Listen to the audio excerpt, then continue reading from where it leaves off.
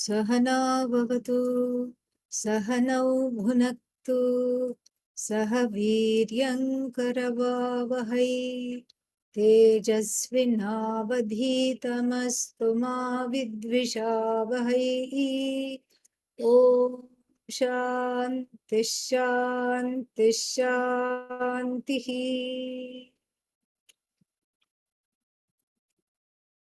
विधेः प्रयत्नस्य च कोऽपि वादः तयोर्द्वयो मूलमजानतां स्यात् विधेः प्रयत्नस्य च मूलवस्तु सञ्जानतां नैव विधिर्न यत्नः यदीशितुर्वीक्षणमीशितारम् अवीक्ष्य तन्मानसिके क्षणं स्यात् न द्रष्टुरन्यः परमो हि तस्य वीक्षा स्वमूले प्रविलीय निष्ठा आत्मानमीक्षेत परं प्रपश्येत् इत्यागमोक्ते सुलभो न भावः नात्मैव दृश्यो यदि काकथेशे स्वयं तदन्नीभवनन्तदीक्षा धिये प्रकाशं परमो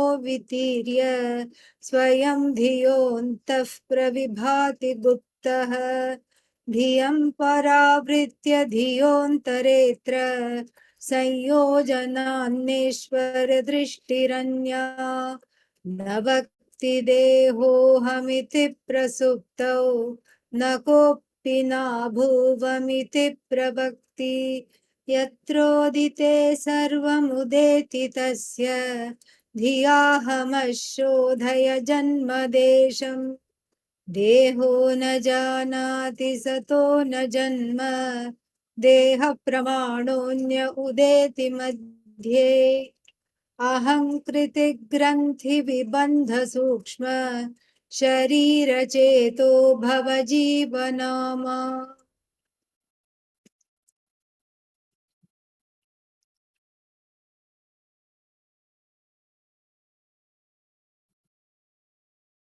So, we have seen Deho na janati sato na janma.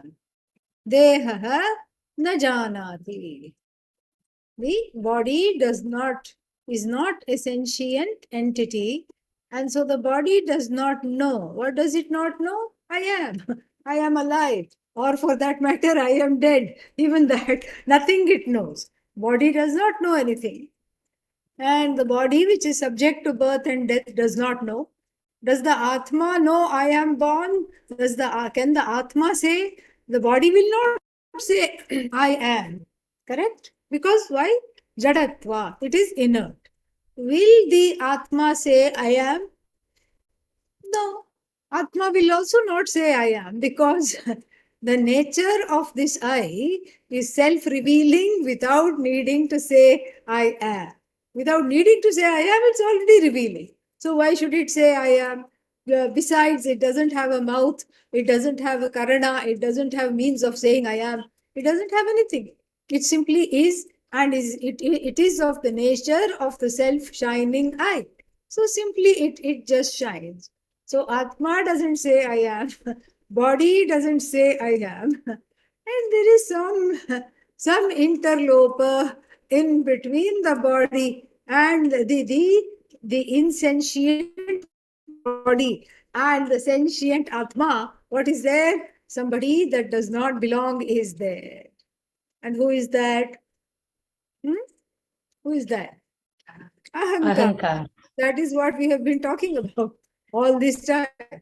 Ahamkara, Ahamkara, Ahamkara. And the idea is to make the Ahamkara sick of itself. Yeah, this is it's just like you give somebody even something, too much of a thing they like is also too much. They will just say, I don't want it at all. And so this Ahamkara is there. And yet, somehow, even though the body is inert, Ahamkara is there, and then this Ahamkara is the one that is making all the decisions for the inert body. And what is this Ahamkara? So this is called this chapter, this not chapter, this verse is called Anatomy of the Ahamkara. So it's a dissection of the Ahamkara. And and so when you dissect the Ahamkara, what do you find? It's a strange mixture of the sentient and the insentient. But how can sentient mix up with insentient? I don't know. Ask the Ahankara. Maybe it will tell. Nobody knows. This is why it is mithya, thank God. These things should not and cannot be taken seriously. So it somehow has taken some things from Jada. What has it taken from Jada, the body? It has taken the three states. Kaumaram, Yauvanam, Jara. Kaumaram, youth, childhood, Yauvanam, youth, and Jara. Jara is the root verb for geriatry. Must be the same thing. Geriatrics comes from Jara, old age. So youth, old age, childhood, all that it has taken from the body. I am young. Oh, I'm not so young. The time is passing. Like, they'll quote the William Butler Yeats poem.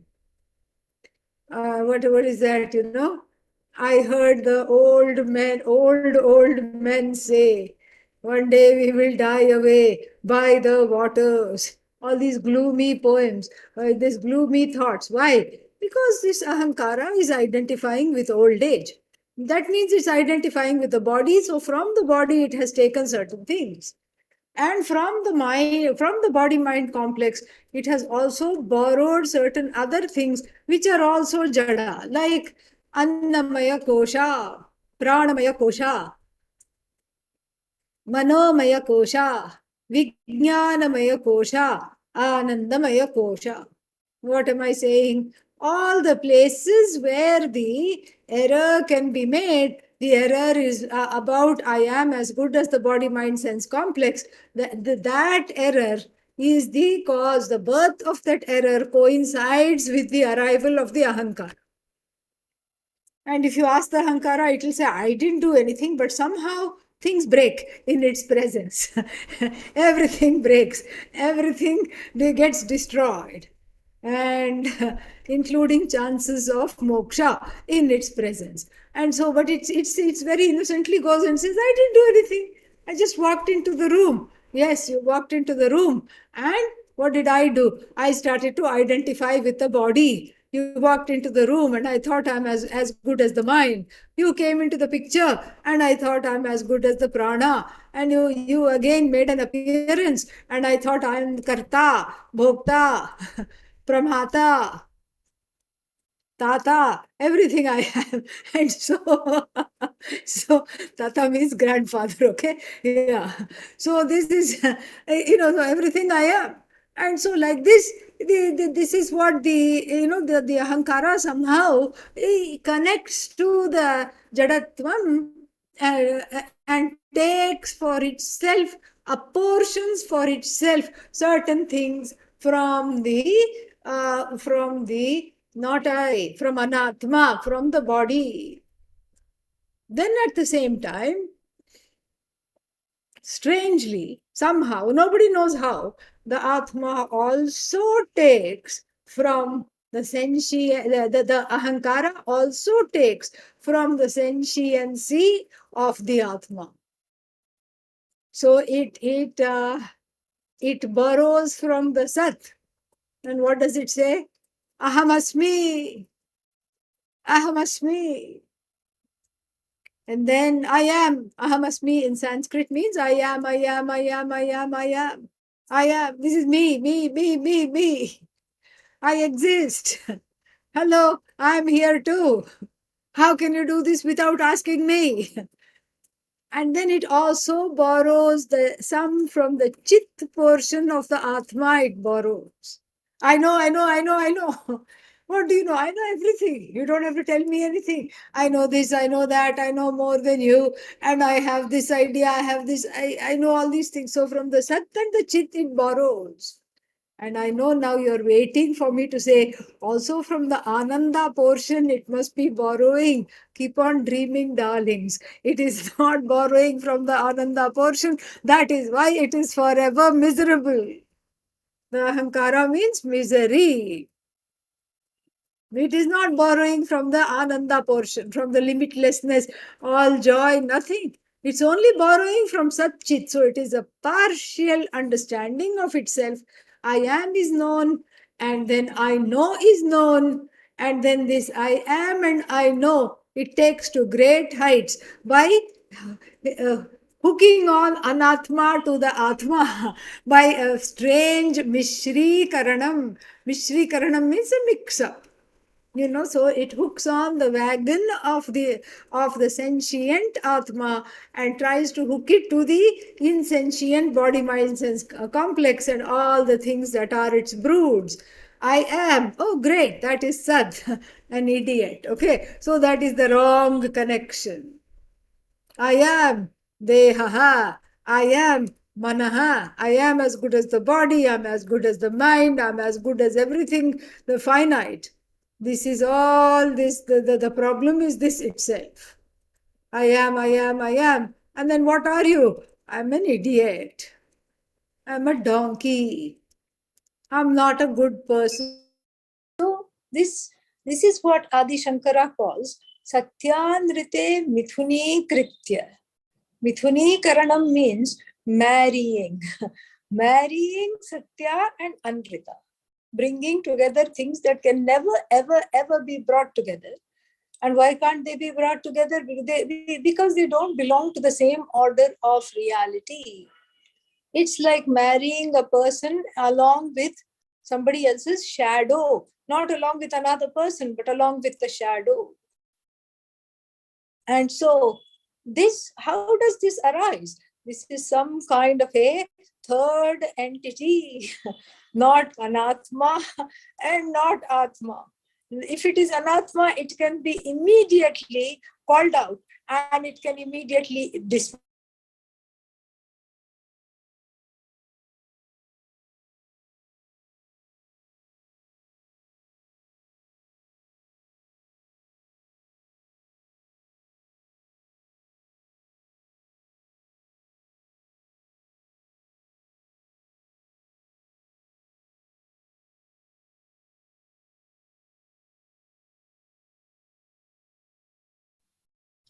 It is that because of which there is bandha, bondage. It is that because of which there is moksha, freedom. And why is the bandha there? No sound still? It's fine now, Swami. We lost you for a minute. Yeah, I know we lost it. Yeah. I don't know what is happening. We just have to give it over to Bhagavan. If it, we'll just do the best we can. And hopefully by tomorrow, it should settle down. It's because I have, I have already, 2 people have already come and seen what the problem is. We have to change the internet router. And so I'm going to do that tomorrow. That is the problem. Okay. Yeah. So now it is the cause of bandha. It is also the cause of moksha. It is that which makes one miserable, and it is that which gives freedom, because see, it brings the person to Vedanta. And it brings a person to Vedanta with such gusto that despite of all these breakages, people still hang in there and listen to the talk. That is what is so great about the Ahamkara. And let's not make it a scapegoat for everything bad. Like I said yesterday, there is the objective component and the subjective component. What we are trying to do is query into the origins of the subjective component, into the inner Virochana. Yesterday we talked about the story of Indra and Virochana. So we look at the inner Virochana and try to tame the inner Virochana. That is basically what it is. So it takes certain aspects from the Atma and Anatma, and then some and it is so convincing that it puts, it goes into a doldrum. And since the Ahamkara, is confused for the I, so one thinks I am depressed, nothing else will go my way. Oh no, all the chances are going, and I have no time, I have no appreciation, I have nobody that I can trust, I have nothing in going for me. This is what it is. And then it is an extremely fickle entity, etc. And so the verse here says something very beautiful, that it is what it is got many names. If this much is understood, then it's got,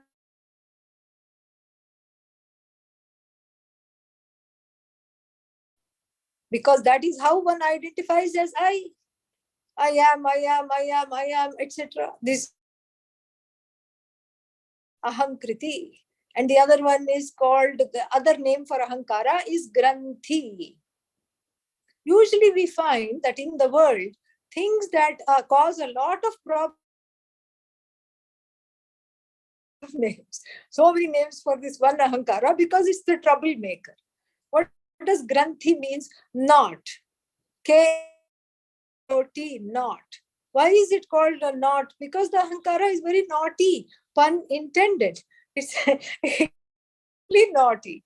And it's that is why the Mundakopanishad says, Vidyate hridaya granthihi chidyante sarva samshayaha kshiyante chasya karmani tasmin drishte parabare. When the avara, the fellow who feels lowly, understands I'm nothing but para, I am nothing but para atma, I am the atma, I am the all in all, then what happens? The heart knot is torn asunder. The heart knot is torn asunder. What is the heart knot? Ajnanam. Ajnanam is the hridaya granthi. What else can it be?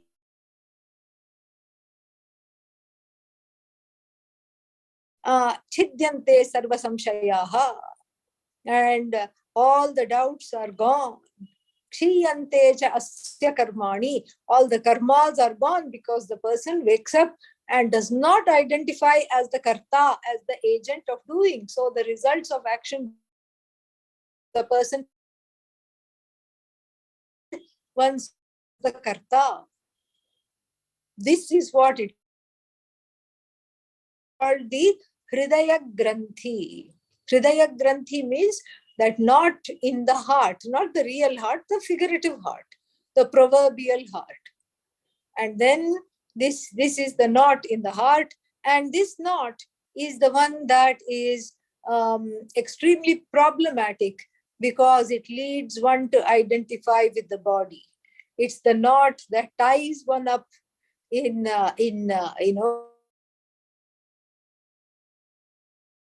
to follow a path which talks about one as the whole. It is that knot that pins the ahankara in place.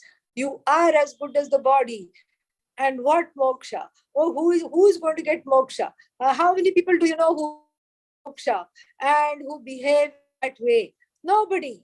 And so how are you going to get moksha? You're not moksha, so you may as well completely stop wanting this at all. And therefore what?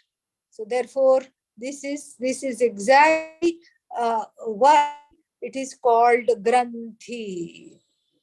It stops you from seeking that freedom which you are already yearning. It stops you from that. If it stops you from that, then what is there? Then nothing else is there. I think the only other option is to identify with the body, is to identify with the mind, is to identify with the senses, and then just say, I am this limited being. That's all it is. And so this is why it is called Hridaya Granthi, or simply Granthi. That is its second Namakarana by the Maharshi and by everybody else also. And then the third one is called Vibandha, Visheshena Bandha. The root verb badh, to tie up. It ties one up. You tell a person, come attend a few classes. No, no, no, no, no. I have so much to do. I can't do that. I have to do my duty. And they pick up a few, picks up a few lingo from the Gita, from some words from the Bhagavad Gita, and says, I'm doing my Swadharma.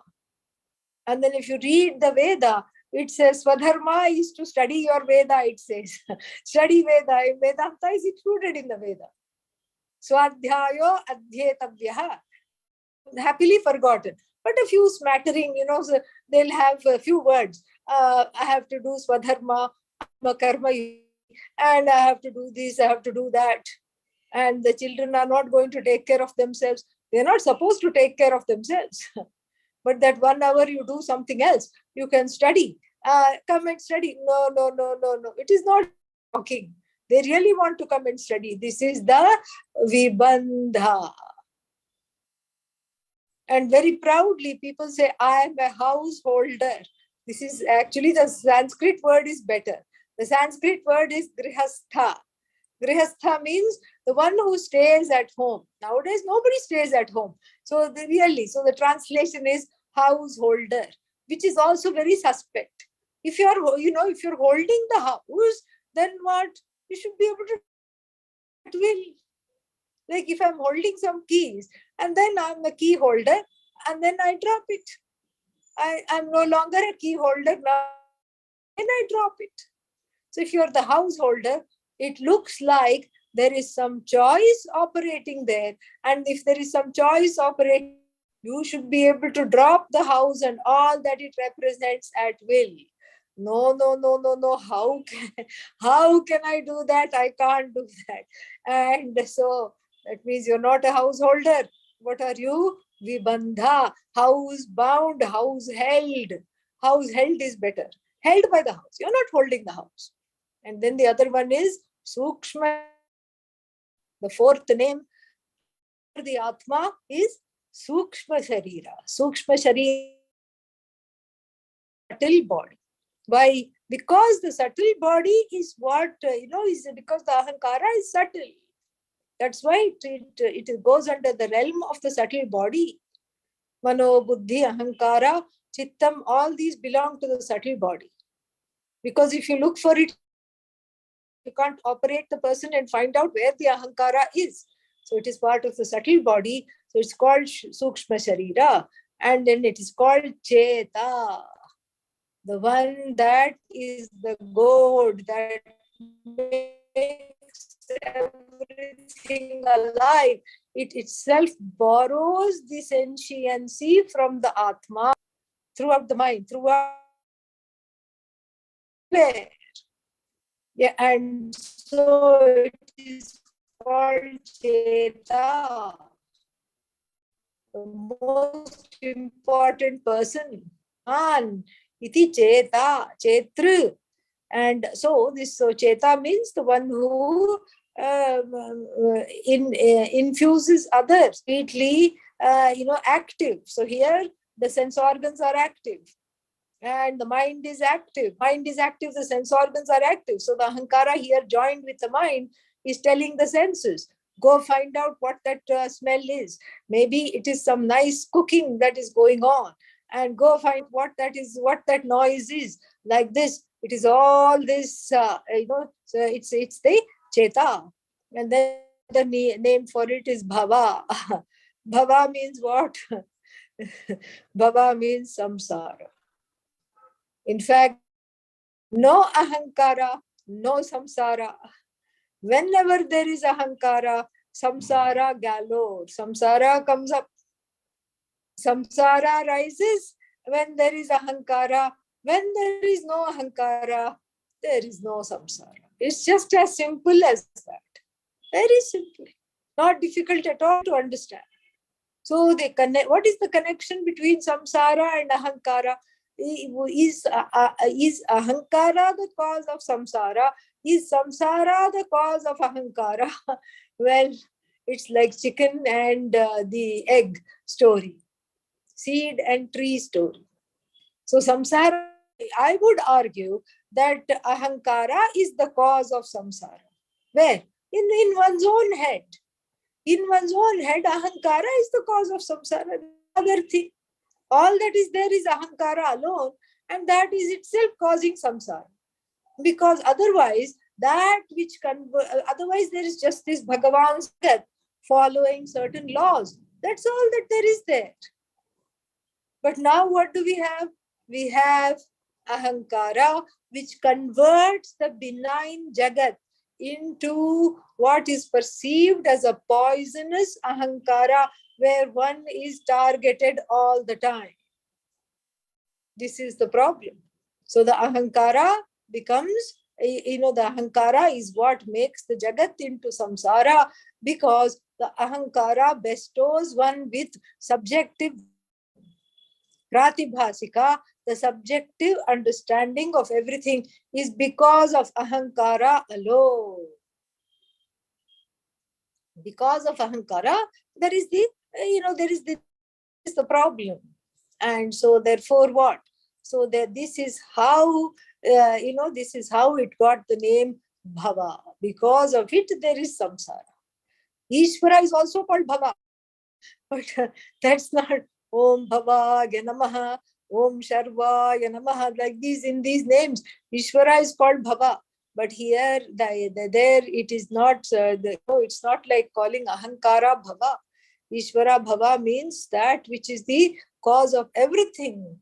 That there the meaning is slightly different. And then finally, the Ahamkara has one more name. And what is the name for Ahamkara? Why? Jivati, Jivati. It is always there, ever there, all the time there. It doesn't stop. So Jivati, this is what it is. So since it is always there, it is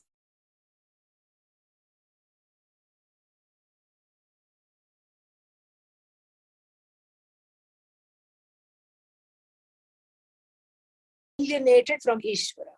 The hapless, hopeless, helpless, disconnected, alienated, sad,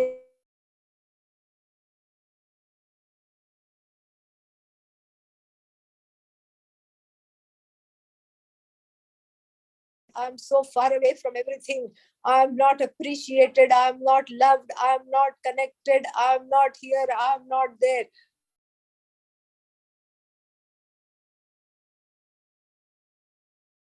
For this Ahamkara is Jiva. And alienated, the one who thinks of oneself as alienated, and the one who thinks of oneself as completely, completely, they were completely severed from the whole. And the one who thinks of oneself as finite, the one who thinks of oneself as totally alone, miserable. This is the one that is called, Jiva, full of discontentment, full of complaints. It's a demanding being, a non-appreciative being, a non-appreciative, demanding, discontented, and miserable being. This is what is the Ahamkara. Why? Because of its confusion in what to identify with. It's half identified with Satchit and but not Ananda. And it is half identified with the body, mind, sense complex. But yet the body doesn't have complaints. It has complaints about the body. It will hold the grudge for the body. It will do all kinds of things. It powers the body. It deludes the body also. It will say, oh, I see you're really sick. You need to go to bed. And, even though one doesn't need to go to bed, it will convince that, oh, I think you're feeling weak. I don't think you're well. I think you need to go to bed. Like this. This is exactly how the Ahamkara operates. And Maharshi, Ramana Maharshi thinks that it is indeed an extremely dangerous entity, this Ahamkara. And so therefore what? Therefore it has to be, and it has to be queried into, because look at how much havoc it creates. It makes people fight with one another. It makes the student forget. This is why Guru and Adi Shankara talks about this in the Bhagavad Gita. Guru napi drohayati means the student there in the Bhagavad Gita Bhashya. The Adi Shankara says, so far as to make the person forget one's Guru. You are fired. I'm getting a new Guru. And I'm going to now get a Guru. Next Guru I'm going to get is only going to tell me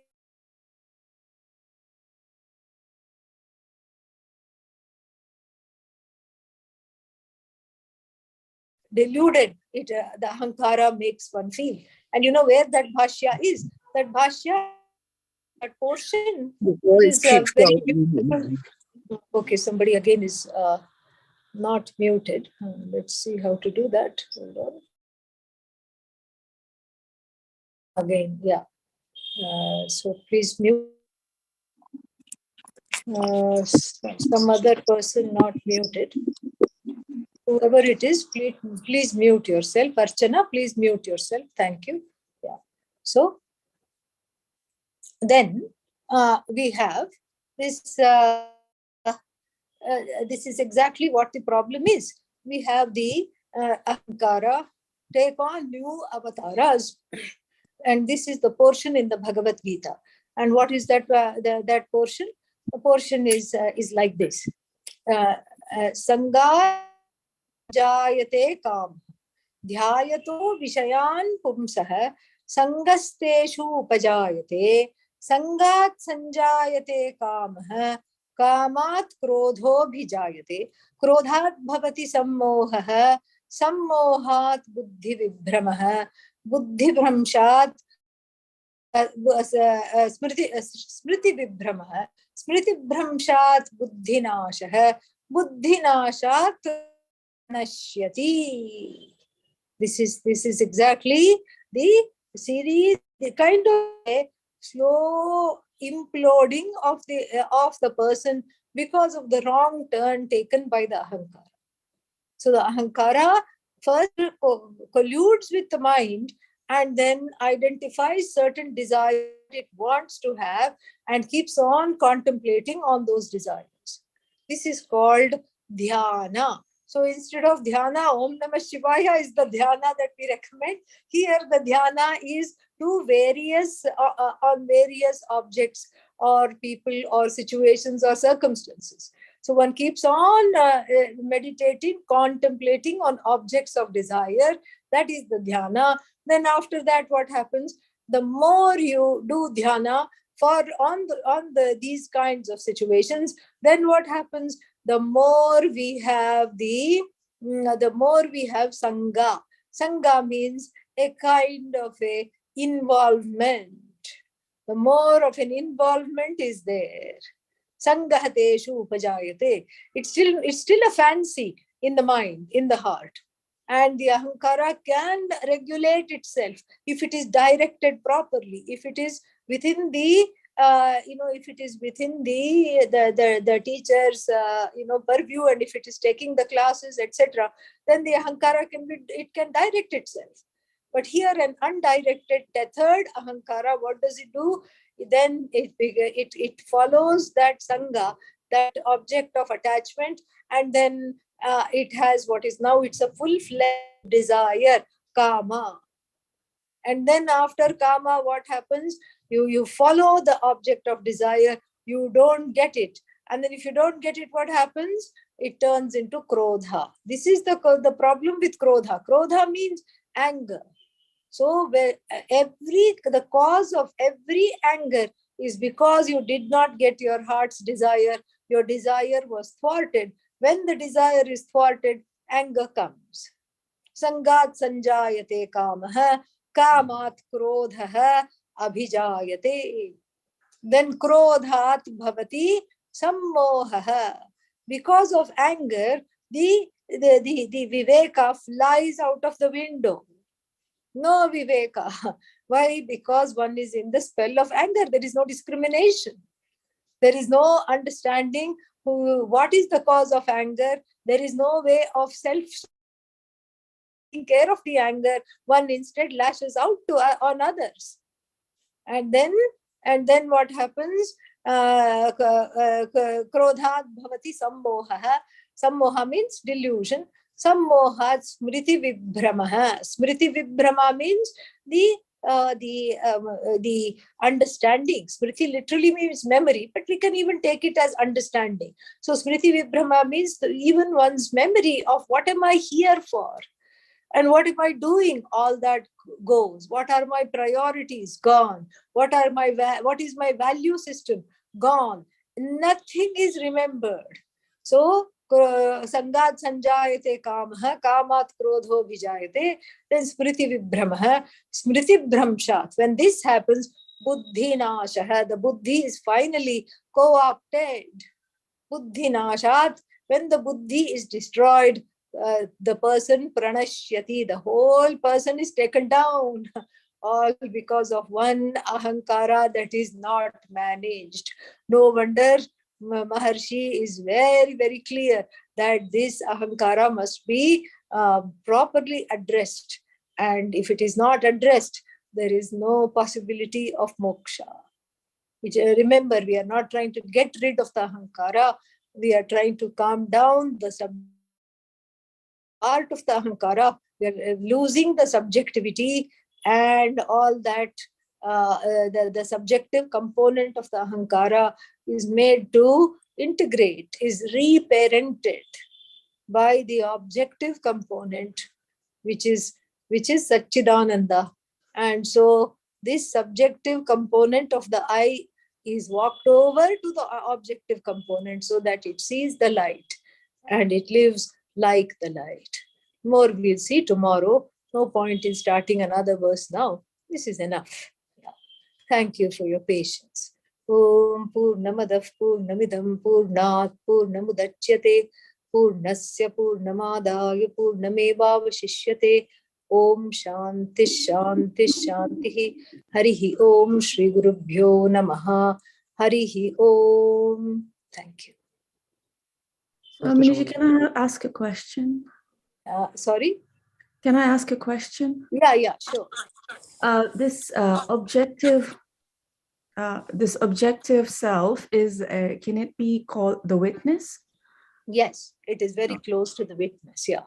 It is first made to be the witness. The objective self simply is I am. And then it is made to say, I am the witness. It's made to identify as the witness because we are living in a manifest universe. And in the manifest universe, there is always things to witness.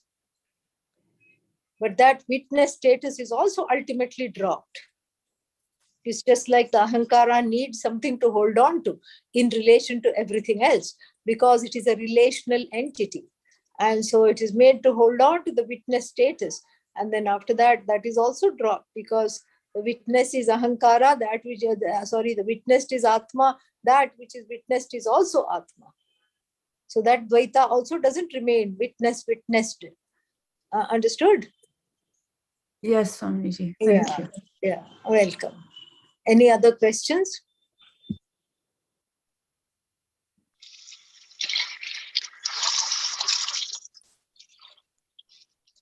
Any other questions? No. Okay. Thank you, Swamiji. Thank you. Take care. Thank you.